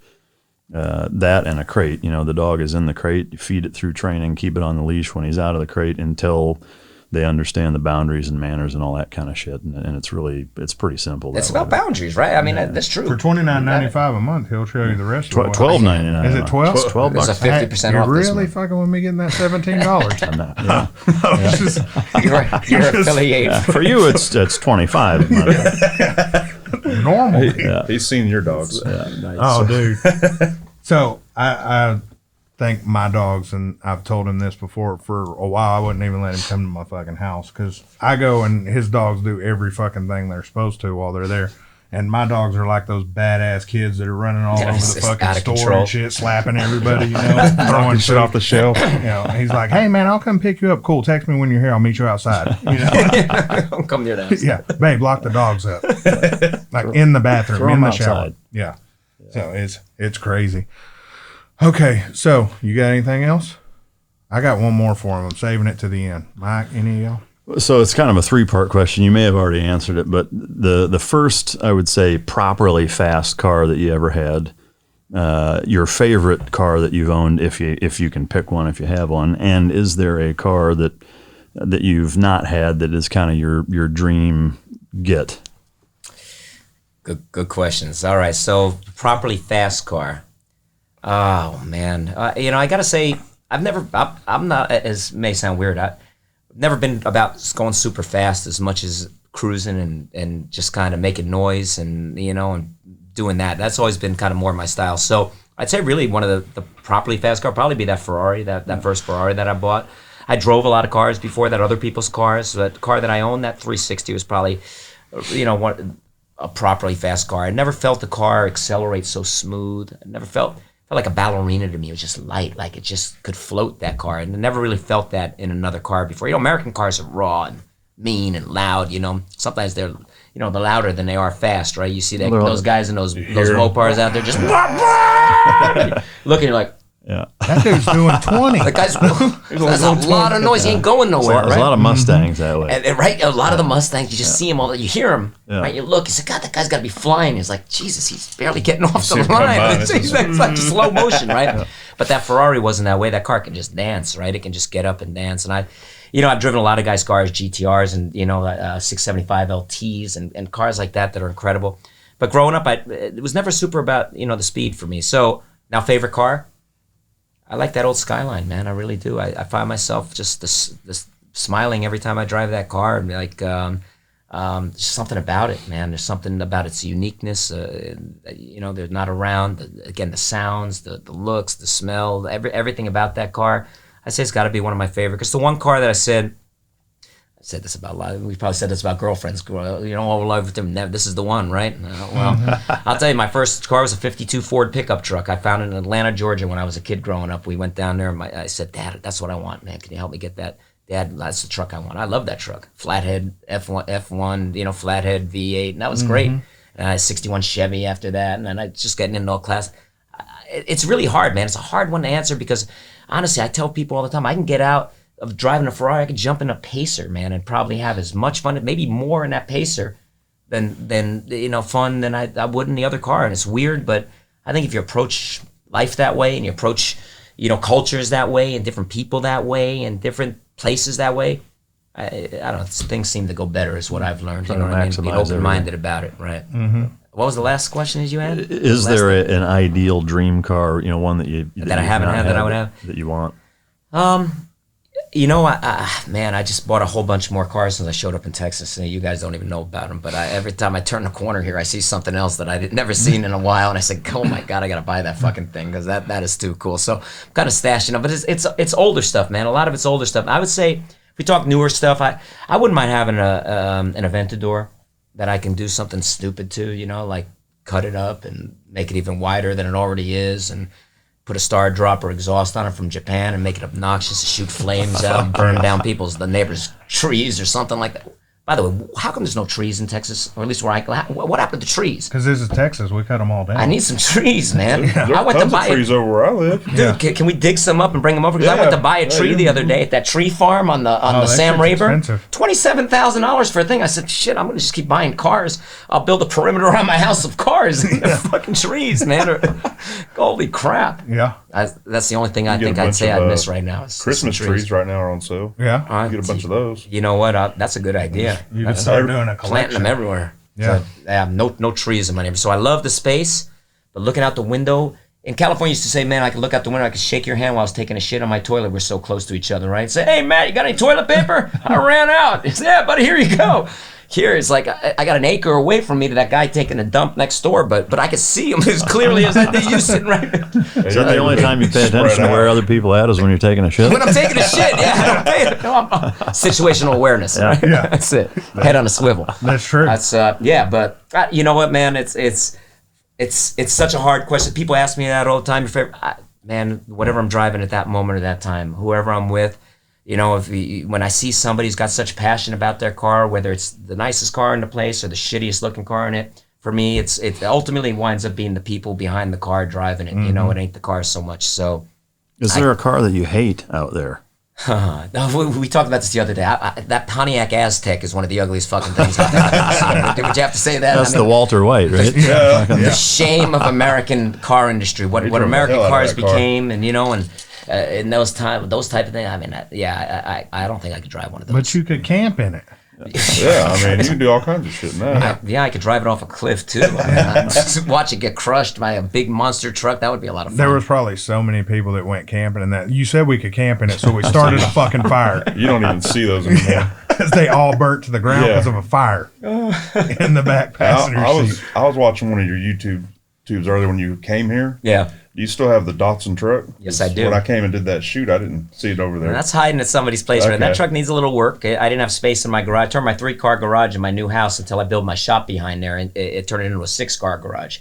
That's because I got a lot of those little Japanese cars. They squeeze in a little tighter than those old American cars do. But but I didn't have room for that truck, believe it or not, the smallest of them all. So, and that truck needs a little bit of work. This is a nice truck. It was a featured truck at the Tokyo Auto Salon about 3 years ago. This little mini, it's called a Nissan Sunny. My Datsun Sunny truck, right? But it was all customized. Japanese style, put a big number 69. You'll love it on the side of the truck, right? Both sides of it, 69. Bang. I saw that truck because I fell in love with it. I met the owner, became friends with him. And he says he's never going to sell the truck back then. And a year later, he calls me up and says, you know, thinking about getting rid of that truck. He says, you like it? And I said, I love that little truck. So I brought it over here, took it to SEMA. SEMA did well at SEMA last year. A lot of people seen it. And driving it out of SEMA, I wasn't there. I had somebody driving it. I started smoking like crazy. It starts doing all kinds of weird stuff. And then it's just sat in the corner for all these months, man. About a year just sitting in the back of my yard. And I said, I got to do something with that truck. So I got to Texas. And one of these nice guys who reached out to me, he says, man, whatever you want, I'll help you. He's a mechanic. He does stuff. He took it to his house. He's stripping the engine apart right now. We're going to do some stuff. That truck will be out soon.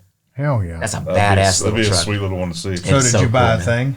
Remember we saw that at South Lake? You said, "What the fuck is that?" As it's driving by. Yeah. The thing. That thing was great. I didn't see that yet, but up close. I figured you already went and bought one. It probably does. It's not going to tell us yet. I can't tell you about all the recent buys. But All right, there's a few things coming up, man. I wouldn't call them supercars, but they're fun cars, and we're gonna keep varieties. What's fun? Yeah, I mean, they don't all have to be supercars to be exciting. Before you got here, we were talking. Mike's got a car down at Sheepy right now. Okay, nice. He's got another car down here, Turbo S, getting done at JP's. Nice. And same spot my McLaren's at, and we've been talking back and forth about buying street bikes. Oh, sweet. Right now. Because neither one of us have shit to drive all week, and so we're like a weekend and not having anything fun to drive. We're like twiddling our thumbs, trying to find something to fucking do. Devil's hands, right? Yeah, I'm trying to get them to get little bikes, the Noms. Yeah, so we can have a little biker gang. That would be fun. Yeah, the 4-speed Grom. Yeah, I'll get a fucking mint green Vespa and drive it around. I don't give a fuck. Steve get one too. Talking about, all right, guys, I'm coming y'all's way. I'll see you in 3 hours. A 3 hour. Yeah. So, hell, I don't have anything else. You got anything else? I mean, shit, I could ask you a million questions about Japan and cars, but I know we're probably short on time. One thing I guess I'm curious about, just from your car experience overall, where do you want to go? What is kind of your goal with cars, generally speaking? Do you have one? Yeah, I mean, really to kind of unite people around cars. I really think it is. You know, and it sounds cliche, but the more I go places, you know, and the more I meet different people, I may speak Japanese, you guys may not, but it don't mean that we are all really similar guys, man, in a lot of ways. Girls too, and wherever you're from, our passions, our passions, freedom, you know, really is driving, going out, being with friends, going to breakfast, you know, going to dinner, whatever, hanging out, making buddies. They're going to be your friends all your life, making connections for business, making ways to make money together, appreciating everybody's differences in their cars. And really, if I can be a little bit of that, you know, you talked about before we start talking about, I'm introducing you to people. You know, I was like, man, I'm going to come to Texas, and I've got to now, all these connections I've made in California, all the, you know, the German shop and the Italian guys and these guys, all the different people that I had that I knew that if I had to call somebody to get something done, I was like, man, I got to kind of do that, start it all over again in Texas. Well, it took about a week and a half, and I found more people than I've had, and that's why I'm introducing you to people. You guys, I mean, and I like doing that, man, especially when they're good people. Yeah. You know, you got to be careful when introducing people to, because, you know, it does come back to bite you sometimes, right? And I always put that disclaimer in there. But, you know, you try over as you get older, you know, you start kind of filtering through people and start getting an idea who's good people and who's not. And I've met a hell of a lot of good people here, good shops here. It's incredible. Just in one area like Carrollton and Addison and an area like that where there's all those car shops and everybody in different things. And I've just started meeting good people. And I like putting good people together. And if all those connections add up to, I don't know, you know, some people met because of me and they've got a relationship now, or they bought a car because of this, I feel good about it. You know, I feel like I did something good for the community, for people who love cars, who have the same passion as I do, dads who are raising kids who, you know, I used to notice I spent a lot of time with my kid. Nobody asked me about that today, so I'll tell you about it. I love my son. He's 20 years old. He grew up with me, and you know, in all different cars. You know, he's 20. He's 20. No shit. Yeah, he's 20. I don't know why. I thought he was 16 years old. So 17 or something. Oh, he looks young. He's so we can take him to a strip club. Pretty much so. Yeah. Oh, is that legal in Texas at 20? 18. Oh, hell, jeez, man. Yeah. So in 18, it's BYOB. Here, you go to BYOB clubs. They're also fully nude. So if he hasn't seen the full Monty, he's going to. The full Monty. Well, we can get him into Texas culture in a lot of different ways. That's certainly one way to break him in. Off the air, I'll tell you some good ones to go to. Good. I always like that list. I mean, I'm married. I don't do stuff like that, but I mean, I'll meet you there. I'm just kidding. Me and my wife went in Vegas. And you know what?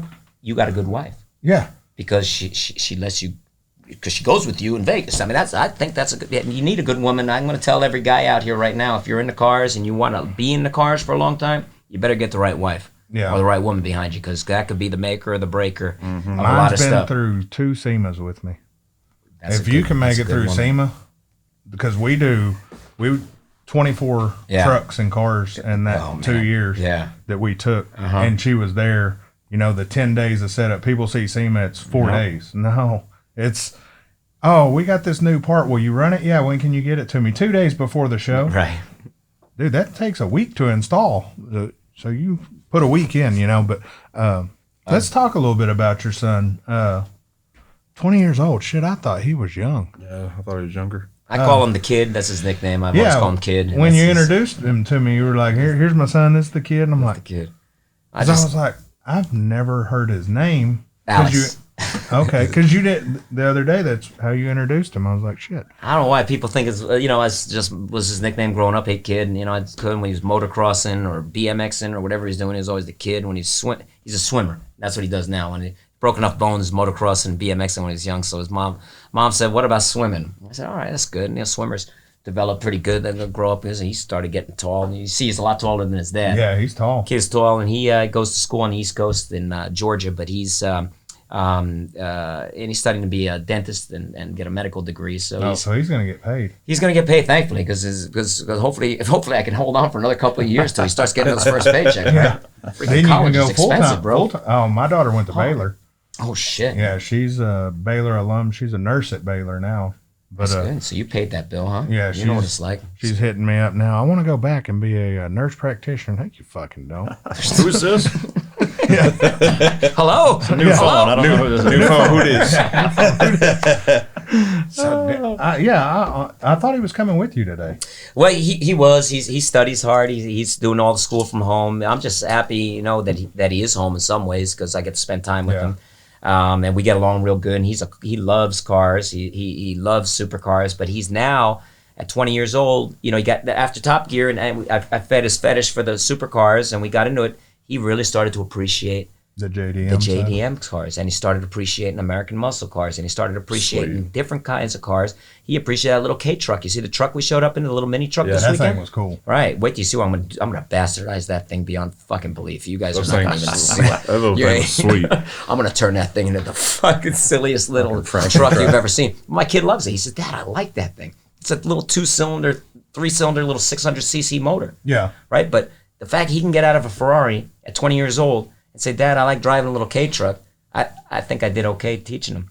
Well, the thing is, not to sound like a total asshole, but there's a lot of kids nowadays who have entitlement, especially the ones on the richer side of things who don't know the value of a dollar. Yeah. And I mean, I'm not trying to sound like a dick, but you give them all these badass cars, $100,000 cars. You lose all your money in a year after you did that for your kid. Say just something happened, because you never fucking know. Mm-hmm. If your kid never experienced being poor in any kind of manner, Yeah. what are they going to think of you if shit, we lost everything? You know, all this nice, beautiful shit you had. Well, now you're in a single wide mobile home and we're driving a Honda Civic. You know, are you going to appreciate that Honda Civic? No. You're gonna hate your They might parents. if they're walking most of the time, other than when you give them an occasional ride in that motherfucker. Yeah, right. Either that, or they're gonna go call someone else in the family who still has the money. Talking about, I hate Dad. You know what he did to you? Daddy put me in the thing, but they're not humble. Because they didn't have that, you know. And you know, maybe it's God bless them that they can grow up that way too. But I'm kind of glad that my kid, you know, he learned to go in the sees both garage. He ways. knows what a screwdriver is. He knows what a ratchet. He knows what a grinder is. He knows how to get his hands dirty. He's not afraid to change oil. He's not afraid to do the things that I grew up doing. You know, and did he have to do that growing up? No, maybe not necessarily. I mean, it's not like I'm rich, but But he you know, we wanted weren't to. poor. But I wanted him to do it, and he liked being in the garage with me as a little kid, being around Dad. You know, and just doing something with me in the garage. And so for him to grow up, I don't know many people who have other 20-year-old kids that like spending time with their dad on the weekends. And, you know, he wakes up and it's like, "Dad, let's go drive." And now ever since he's been 15 or 16 and he could drive, now it's him in a car, me in a car. He drives a Ferrari. I trust him 100%. He's a really good driver. And for me, it's fun. Yeah. It's a lot of fun being able to do that together with him. And the content I started creating on YouTube with him during COVID, we went and bought a car for him to build. He didn't have a lot of money. He said, "Dad, I want to do a project car." And we went and bought a piece of shit, busted that you think of ready for the junk pile, an RX-7 FC, RX-7 1986. And we paid $700 for that car. And that car changed my channel like almost overnight in some ways. Not that my channel wasn't doing good, but it was doing okay. But it took off, and it took off in a new direction, in a more father-son direction, a father-son DIY, doing stuff together that we like doing. And a lot of dads in Japan, a lot of dads here are jealous of the relationship that I have with my son. And a lot of people who are going to be dads now look at it and say, "Man, I hope me and my son have that kind of relationship." And I say, you can. You just got to, you know, involve yourself with it, man. But the wife is the key to this, because dad and son time or dad and daughter time is almost important as some of the mom and daughter or the mom and son time too. There's different relationships you form. Not to say all of you can't do it together, but my wife respects that when I'm going out with my son, we're doing car stuff. She's cool. Yeah. She don't bug us. She don't call me every 5 minutes like a lot of ladies, you know, women do. I never understand that, man. Stop calling your husband every 5 minutes. You know, give him a little freedom. Yeah. Guys need a little freedom, right? They'll be back. They'll do the right stuff. But that I was allowed to build a relationship with him that we got. Mom has her relationship with him too, and the three of us have a relationship, and that's how we did it. And that's what, man, it's fun, man. It's so much fun being able to spend time with him the way we do. See, I'm envious of that, because my daughter's 23, which is crazy. My wife's 25. My daughter's 23. But I didn't get to spend much time with my daughter. And I grew up dirt poor. I mean, we ramen noodles and shit like that. So growing up, getting money, I didn't want my daughter to ever go through that. So I busted my ass. I was working 70, 80 hours a week, you know. So on the weekends, I'm resting to go back to work, you know, if I wasn't working that weekend. And then I was building cars on the weekends. And looking back at it now, and I tell my wife this all the time, you know, I was a horrible fucking dad. And I've sat down and talked to my daughter because I didn't spend time.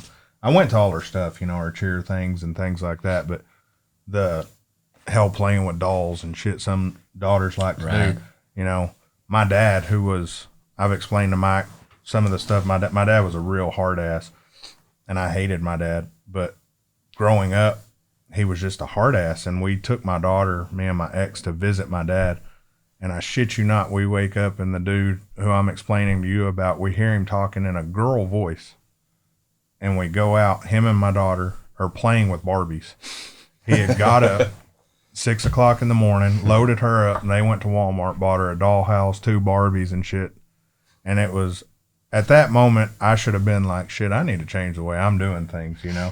This is the guy who used to beat the shit out of me for doing stupid shit. Now he's talking like a freaking girl over here playing Barbies with his granddaughter. So I'm envious of you to be smart enough to do that at that younger age instead of having to look back and be like, shit, I was a horrible person. I could have done this, this, and this.